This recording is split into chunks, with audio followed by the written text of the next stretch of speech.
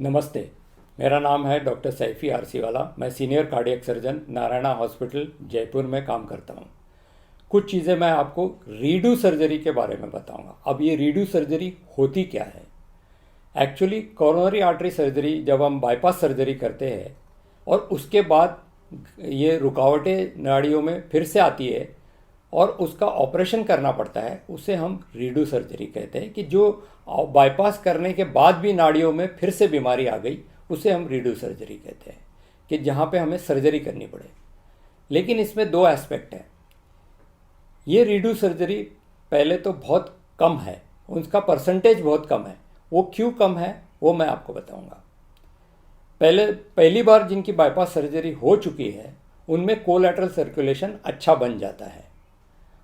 उसके बाद अगर उन्हें फिर से सिम्टम्स आते हैं 8 साल बाद, 10 साल बाद, तो उनकी एंजियोग्राफी की जाती है। और एंजियोग्राफी करने के बाद लगभग 70 से 80% पेशेंट में उनकी एंजियोप्लास्टी पॉसिबल हो जाती है। या तो ग्राफ्ट की एंजियोप्लास्टी कर लेते हैं या तो जो नेटिव आर्टरी है उसकी एंजियोप्लास्टी कर लेते हैं। इससे उनकी सर्जरी बच जाती है। अब बचते हैं उनमें से 30 या 40% पेशेंट जिनमें वो स्टेंट नहीं डाल सकते। उन पेशेंट्स में हमें रीडू सर्जरी करनी पड़ती है। रीडू का मतलब है दोबारा बाईपास सर्जरी करना। अब ये दोबारा बाईपास सर्जरी में क्या क्या प्रॉब्लम्स आ सकते हैं? एक तो प्रॉब्लम ये रहता है कि ये मरीज़ जो होते हैं इनकी उम्र ज़्यादा होती है, 10 साल से ज़्यादा होती है। उम्र 10 साल से ज़्यादा का मतलब 10 साल पहले इनका बाईपास सर्जरी किया हुआ होता है। तो अगर उनके एज 60 साल में उनकी बाईपास सर्जरी की होती है, तो अब ये रीडू के लिए जब आते हैं तो इनकी उम्र 10 साल से ज़्यादा होती है, 70 साल की या 80 साल की उम्र होती है। तो 70 और 80 साल की उम्र में ऑपरेशन करना ये थोड़ा सा नॉर्मल से ज़्यादा रिस्क होता है। दूसरी बात यह है कि ये मरीज़ एंटी प्लेटलेट्स थेरेपी पे, यानी कि खून पतला करने की दवाई पे होते हैं।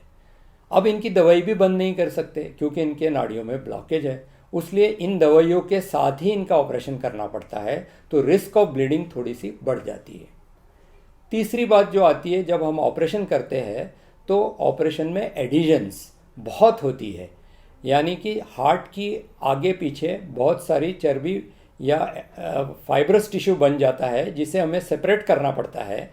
और वो सेपरेट करने के समय में हार्ट को डैमेज होने की एक संभावना रहती है। तो वो टेक्निकल चैलेंज है सर्जन के सामने, इसलिए ये सर्जरी को बड़े आराम से और बड़े पेशेंस से करनी पड़ती है। तीसरी चीज़ ये है कि इन मरीज़ों में कई बार हार्ट अटैक आने के कारण इनका हार्ट काफ़ी कमज़ोर हो जाता है। तो उस समय ये सर्जरी करना और भी डिफ़िकल्ट हो जाता है, क्योंकि कमज़ोर हार्ट में ये सर्जरी करना एक डिफ़िकल्ट चैलेंज है सर्जन के लिए।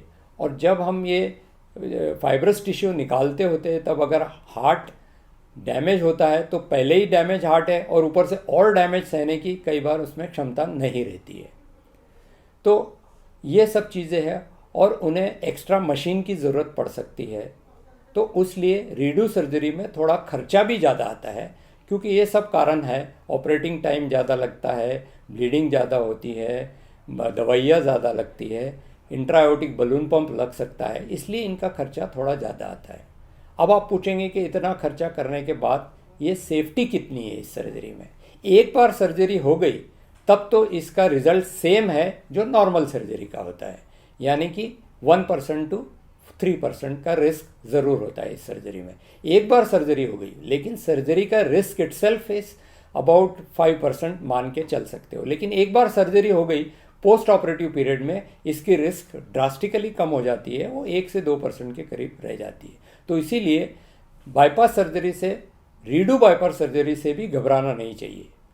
दूसरी बात यह है कि रीडू बाईपास सर्जरी तो तभी करेंगे हम जब स्टेंटिंग पॉसिबल ना हो या दवाई से ट्रीटमेंट नहीं दे सकते, उसी कंडीशन में हम रीडू बाईपास सर्जरी करेंगे। अदरवाइज़ हम रीडू बाईपास सर्जरी नहीं करते, क्योंकि इन मरीज़ों की उम्र भी ज़्यादा होती है। लेकिन एज इटसेल्फ वो फैक्टर नहीं है कि हम जिससे सर्जरी नहीं करें, क्योंकि ऑपरेशन के बाद जो रिस्क होती है वो नॉर्मल बाईपास सर्जरी की जितनी ही आ जाती है। तो इसी के साथ हम रीडू सर्जरी का भी इस वीडियो समाप्त करते हैं। धन्यवाद। नमस्ते। जय हिंद।